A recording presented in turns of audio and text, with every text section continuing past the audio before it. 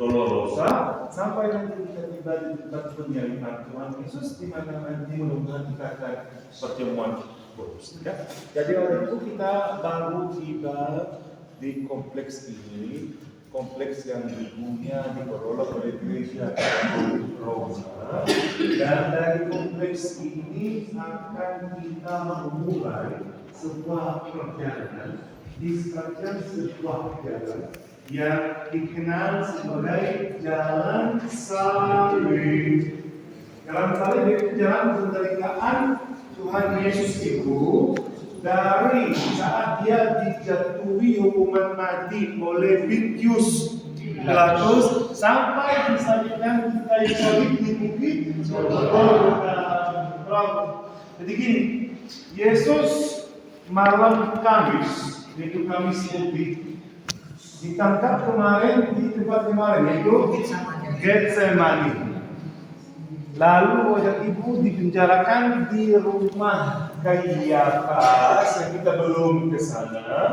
Mudah-mudahan habis makan siang kita akan ke rumah Kayafas. Oke.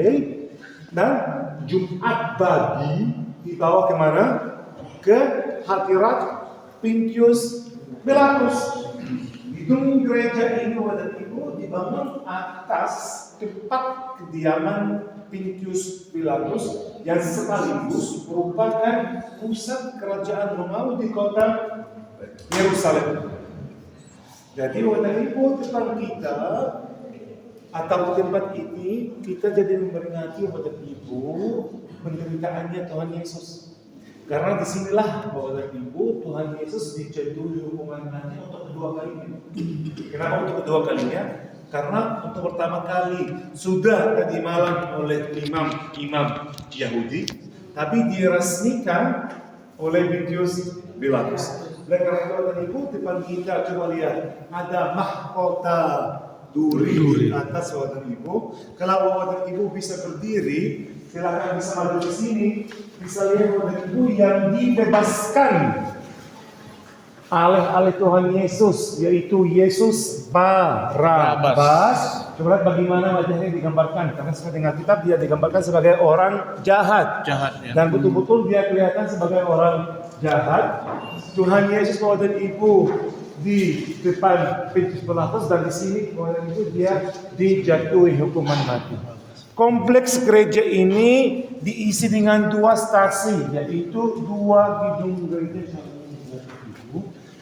Diisi dengan dua gedung gereja. Kalau ini gereja pertama Yesus dijatuhi hukuman mati, dari sini kita akan ke stasi yang kedua, tempat di mana Tuhan Yesus dicambuk dan di mana Tuhan Yesus sudah siap memukul salibnya menuju ke Bukit Golgota. Ya, jadi kalau boleh kita foto stasi pertama dari Via Dolorosa. Silakan. Habis ini kita akan ke stasi yang ke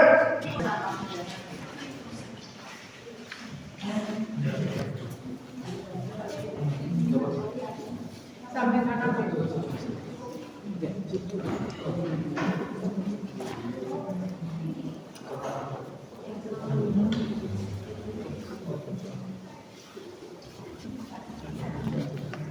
ke video.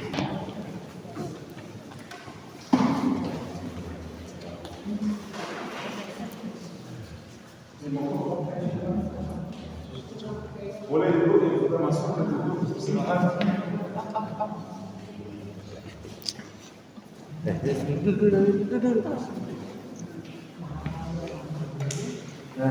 Sakit dedo.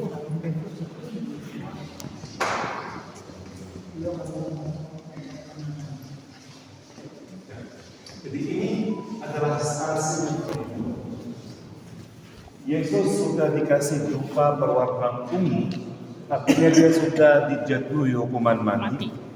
Tapi yang paling menarik bahwa ibu itu Pontius Pilatus. Depan Pontius Pilatus dikasih mangkok yang berisi air, dia sedang mencuci tangannya.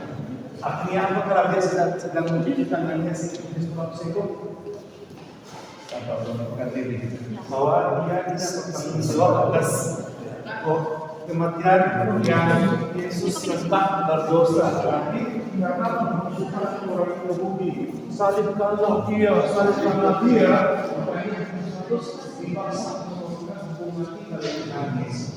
Jadi pada itu ikut salahnya dicabut oleh itu disebabkan sampai dia tiba di Bukit Golgota. Jadi stasi pertama Yesus dijatuhkan hukuman mati, stasi kedua Yesus dicambuk dan memikul salibnya menuju ke Bukit Golgota.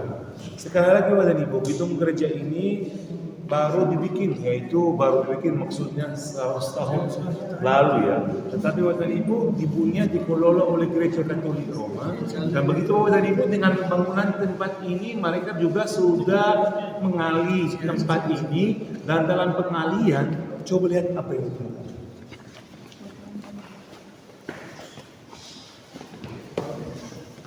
Berisi itu ini yang batu asli yang ditemukan bahwa Ibu di Penteng Anatolia, yaitu tempat kediaman Pontius Pilatus, adalah bagian dari markas Romawi di kota Yerusalem. Dan batu-batu buatan Ibu ditemukan di bawah tanah, sehingga kita percaya bahwa ini pernah merupakan bagian dari lantai pusat Romawi. Bukti buatan Ibu adalah bahkan di batu. Coba lihat. Ini salah satu buatan Ibu mainan yang konsepnya betul-betul seperti XO yang pernah dimainkan oleh prajurit Romawi yang sedang berada di pusat Romawi atau di pusat markas Romawi di kota Yerusalem. Jadi siapa tahu buatan Ibu, sedang Tuhan Yesus jadi mungkin ini pernah diinjak oleh Tuhan Yesus sedang dia berada di pusat markas Romawi di kota Yerusalem. Ya, jadi ini buktinya. Kembali ke zaman Romawi, ya. Dan juga nggak bisa lupa ya mamanya Bunda Maria yang setia, yang tetap mengikuti anaknya di sepanjang jalan sampai dia tidak meninggalkan anaknya. Begitu dia tiba sampai di puncak Bukit Golgota, dan Yesus yang baik, anak yang baik, dia juga nggak akan melupakan mamanya, sehingga mamanya dipercayakan kepada salah satu muridnya, yaitu Yohanes. Ya, stasi yang kedua, silakan Pak. Enggak, satu mobil itu 50 orang. Shalom. Halo.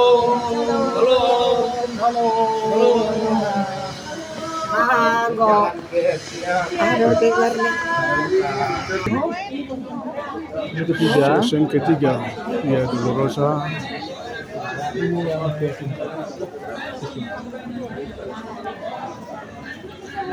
Typical selalu.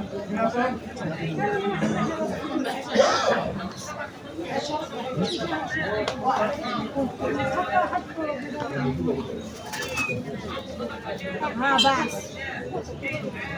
Jadi no. Pak. Bersama saya. Mulai jadi ramai di sini ya. Tadi kita dari yang keberapa? Dua. Dua. Ini tiga. Ini ketiga. Tiga. Ini jadi 3 sama 4 satu komplek ya? Oh ya. Jadi 3 kita memperingati Yesus jatuh untuk pertama kali di bawah salib. Oke. Keempat, dia berjumpa dengan ibunya Mama Bunda Maria. Dua-duanya Bapak dan Ibu ini ditambah, yaitu ditambah maksudnya dibikin sebuah ruang gereja sehingga dibikin sebuah cerita. Dasarnya bukan Alkitab, tapi dasarnya tradisi. Ya. Kalau Yesus jatuh pertama kali, Yesus ketemu dengan ibunya, tapi semua pun tradisi bisa masuk akal loh. Ya, kalau Yesus jatuh di bawah salib yang berat kan. Jadi stase ketiga, stase keempat, Bapak dan Ibu, Yesus jatuh untuk pertama kali, Yesus ketemu dengan ibunya, dan yang paling menarik Bapak dan Ibu bahwa dua-duanya dipunya oleh umat Armenia. Kaum Armenia itu kaum pertama. Sekali lagi kita tidak bicara tentang puluhan orang atau sebuah kelompok yang terpengaruh pada sebuah ajaran. Tidak, kita lagi bicara tentang sebuah kaum yang bertobat dulu, yaitu mereka mengikut Tuhan Yesus sudah 2000 tahun lalu. Walaupun jumlah mereka di Israel bisa dihitung jari, tapi mereka punya banyak sekali harta gereja. Contohnya gedung gereja ini yang letaknya di tengah di tengah pusat kota tua Yerusalem. Stasi ketiga, stasi yang keempat. Kita lanjut. Kang mulai dari sekarang warga ribut jangan telat, tetap semua ikut Zahi karena kita akan lewat pasar. Oke. Dan belanja dong.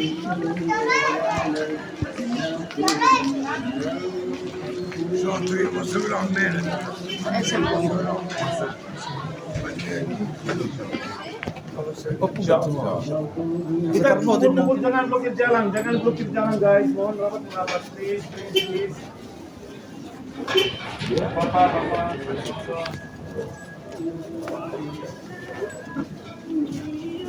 Oke, stasi yang kelima ini baru ada nama kita. Seorang bernama Simon dari Kirene. Ternyata tadi Bu ini di belakang rumahnya. Di sini yang begitu penasaran itu Simon dipilih Tuhan untuk membantu Tuhan. Karena itu mulai langsung satu belati yang memukul salib. Dan Ibu coba lihat ya apa yang kita percaya.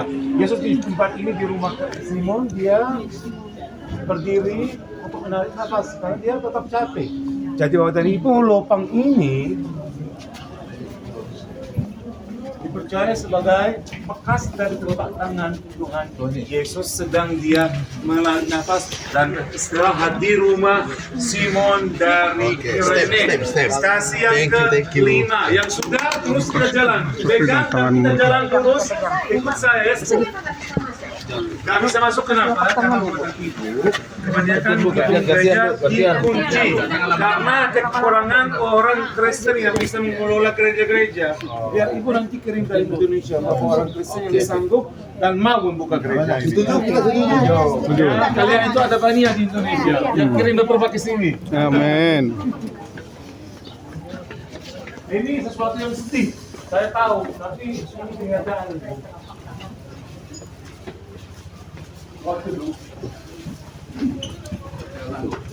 Jadi bekas tangan Yesus di rumah Simon Kirene sampai saat ini masih ada ajaib. Ya.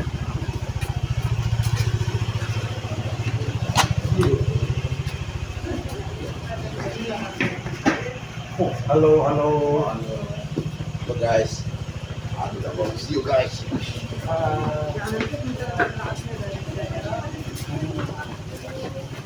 Kamu kirim di grup boleh? Ya Pak. YouTube. Oh, bukan di grup boleh? Enggak. Kebesaran.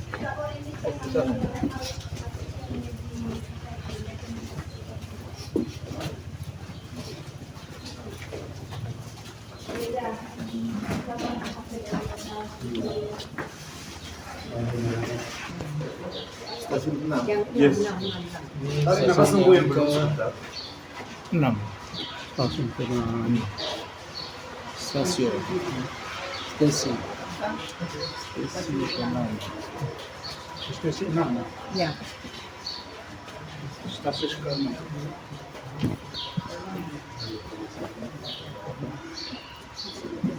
Tulisannya. Bunda kita terus jalan. Iya, ada masih yang Yang pasti sampai sana bunda. Ya, jadi ini stasi yang ke-6. Ini juga waktu itu tidak dalam Alkitab, ini juga tradisi.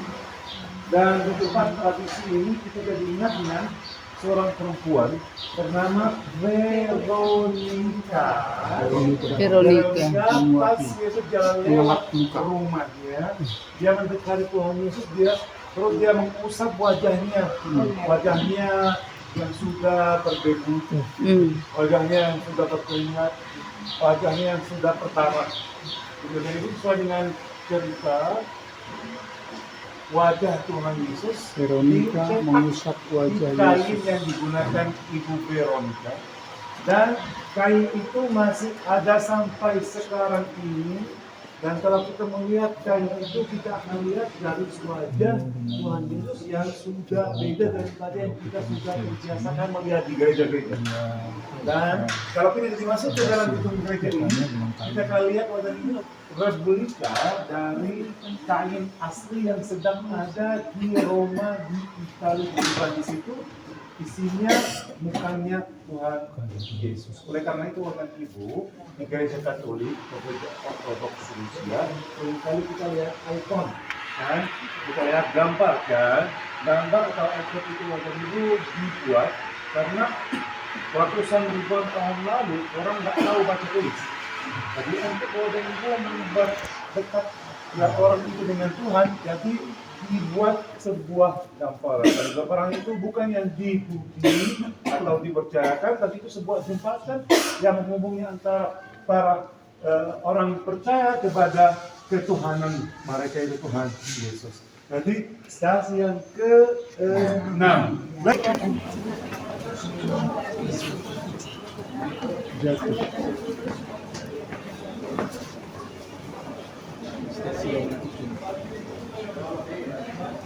Stasi ke-7, betul. Stasi ke-7, Bapak Ibu, Yesus jatuh untuk kedua kalinya. Yesus jatuh yang kedua kali. Kita akan ke stasi ke-8, lalu dari stasi ke-8 kita akan langsung menuju ke Golgota. Stasi ke-8, Bapak Ibu, ada cuma angka, nggak ada sebuah tempat. Jadi yang ini stasi yang ke-8. Yesus sudah keluar dari Yerusalem dan Yesus menghibur putri-putri Sion yang sedang menangisnya. Katanya, jangan menangisiku, melainkan menangisi anak-anakmu dan dirimu sendiri. Jadi Bapak Ibu, dengan demikian kita sudah tiba di pintu gerbang ke-8 atau stasi ke-8 dari Via Dolorosa. Dan sekarang kita akan langsung menuju ke Bukit Golgota. Turun. Habis ini kita bola turun. Bentar, Bapak Ibu. Ya, kita balik. Turun. Bahasa Inggris.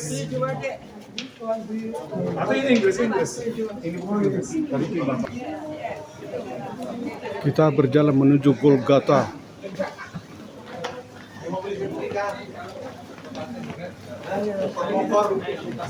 Si Roda. Ayo.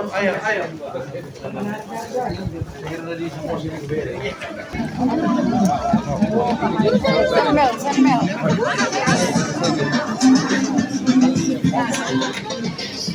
Pagi jalannya Yesus sewaktu dia membawa Kita sekarang lagi menuju Bukit Golgota.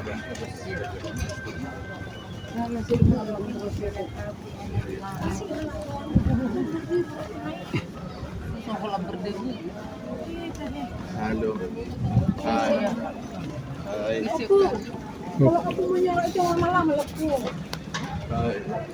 Ini kita menuju Kita belok Golgota. kanan. Ya. Right side. Halo. Konrad. Nanti saja. Dekat. My wife. Wait me. Oh. Haya. Danke Hami. Hallo Jahami. Hallo Jahami. Das Jerusalem in $400. Okay, thank you. Dobi Jerusalem in $400. Kibisan lang. Sa isang pito. Oh, Pak Nim. Di sana tari pitu. Garum dulu bangun di sana punggar. Nah, kalau di Palestina memang murah-murah dulu bang. Pwede bibigyan ako na kanin ngani sider.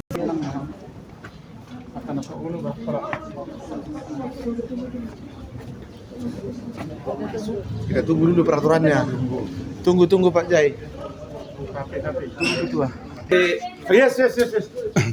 Renata, the second bus, is the other group also here, or is this just? They are coming. They are on the way. Okay. They are on the way. So They are let's coming. begin. So Bapak Ibu, silakan, mari. No, I only know a few words. Welcome. Adi mo katalang mga dali mo sebelum kita mulai. Nggak ada kan? Nanti lapu lang. Oke, yuk kita didampingi oleh Papa Caesar karena Zai tidak berhak menambahkan perjalanan di sini, Bapak dan Ibu. Ini Oke. sebuah yayasan amal disebut sebagai The Garden Tomb, yaitu tempat di mana Tuhan Yesus disalibkan sesuai dengan versi Protestan. Nah, di sini kita didampingi oleh Brother Caesar, dia yang akan menyampaikan penjelasannya Bapak dan Ibu dalam bahasa Inggris dan saya nanti akan menerjemahkan. Wow. Well, welcome to the Garden Tomb. Jadi Bapak dan Ibu selamat datang di Garden Tomb. Welcome. It is a blessing to have you here this morning. Itu betul-betul berkat ya menerima dan menyambut Anda di tempat ini. So, in order for you to have a good time to celebrate the Lord's Supper, let's begin now with the tour, and I will give an explanation of the whole place there. Siap. Jadi Bapak dan Ibu, dia ajak kita untuk juga merayakan berjamaah kudus di tempat ini. Tapi sebelumnya, mari kita tahu lebih tentang tempat ini dan silakan dia ajak kita jalan ke arah situ. Silakan Bapak dan Ibu.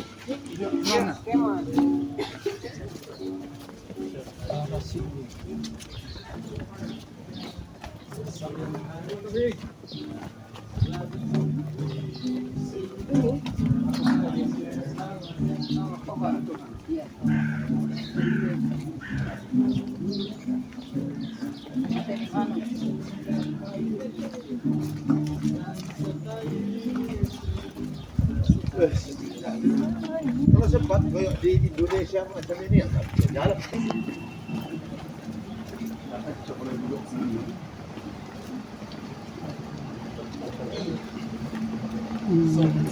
On this side, Silakan Bapak dan Ibu duduk sini ya.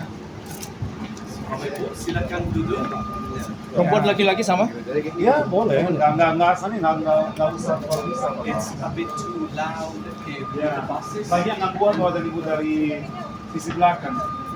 but also from this angle, you have a good view of Skull Hill. Dari sudut ini kita punya pemandangan yang cukup bagus menuju ke bukit yang depan kita yang disebut sebagai Tengkorak atau Golgota. Inilah Bukit Tengkorak. Mari kita duduk dulu. Silakan duduk dulu guys.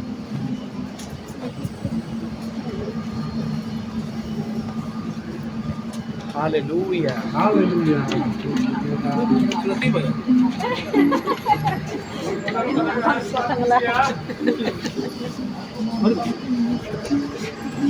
Sana lagi, Bang. Jangan ke depan. Ke belakang sebagian. Nah, semua dapat roti. Namanya Bukit Tengkorak. Nah, itu dia Bukit Tengkorak.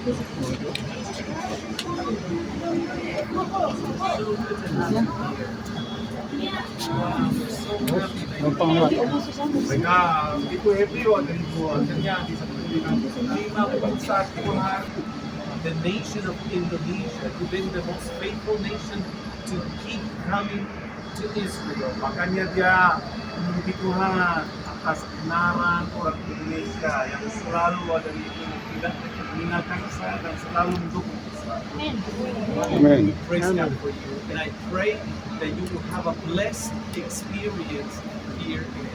Dan dia juga berharap dia tidak menikmati perjalanan di tempat ini. Amin. Now friends, you have come to a very special place. Oleh itu kita sudah tiba di tempat yang sangat unik. Now the Garden Tomb is identified as one of two possible locations for the place of the crucifixion, burial, and resurrection of Jesus Christ. Sekarang ini Bapak dan Ibu ada dua tempat pembangkitan kita dengan kuburan penyertaan kebangkitan Tuhan Yesus di kota Yerusalem. Ini yang versi Protestan dan satu yang kita akan lihat namanya Gereja Makam Kudus yang dipercaya oleh versi Katolik. So this place was identified for the first time in 1842. Jadi dari tahun 1842 sesudah Masehi tempat ini ditemukan Maksudnya tempat ini mau ke arah ke bukit. So in 1842, pastors and theologians came to this place, and one of the first things that they saw here that attracted them to this place was the resemblance of a skull or the resemblance of a tangkorak. Dari tahun 1842, ahli-ahli Alkitab dan juga banyak sekali Europe dari gereja Protestan sudah menemukan bahwa dan itu bukit ini yang sangat mungkin bahwa dan itu coba bagaimana sangat mirip bahwa dan itu tengkorak, yaitu di sini bisa lihat dua mata dengan hidung itu yang sekarang nggak terlihat. The Bible says that they brought Jesus to the place called Golgotha. Jadi kita berkata bahwa mereka membawa Yesus ke tempat bernama Golgotha. That's the word that we know. It is simply means tangkorak. Dan artinya apa dari Ibu? Tengkorak. Bukit Tengkorak. The Bible also explains that the place where Jesus was crucified was located outside the city, near the city walls. Dan dikatakan bahwa dari Ibu di mana? Sebuah tempat di mana Yesus dikubur itu masih di luar pelataran kota tua Yerusalem dan dekat sebuah jalan utama dari When he was later on buried, they were very close to each other. dan dikatakan bahwa dari itu sesuai dengan Yohanes bahwa tempat di mana Yesus dimakamkan itu ternyata dekat banget dengan taman ya yang ada dekat kuburan Tuhan Yesus atau yang ada dekat bukit Golgotha. And John tells us that in that place, in that property where the tomb was, there was a garden. And the strongest evidence that we have here of a garden was a wine press that was found here back in the 1924. Jadi dari tahun 1924 setelah tiba-tiba sudah dilakukan pemuda sehingga dipercaya sebagai tempat kuburan pengalian bahwa dari itu pernah terjadi di sini dan tahun 1924 tempat ini ditemukan. Tempat ini bahwa dari itu bukan asalnya sebuah peninggalan, tapi tempat ini sangat penting. Ini adalah sebuah alat, namanya alat untuk menghancurkan buah anggur untuk memproduksi apa? Wine, yaitu anggur.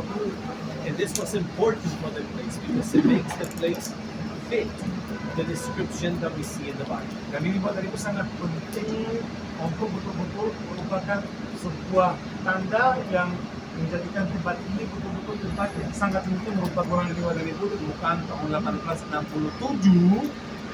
And this is a tomb that belonged to a wealthy Jewish family. Dan bahwa dari asalnya ini dibuat dari batu dan dibahat batu. Berarti bahwa ini betul-betul di dunia atau paling dibahat oleh seorang yang punya apa? Uang.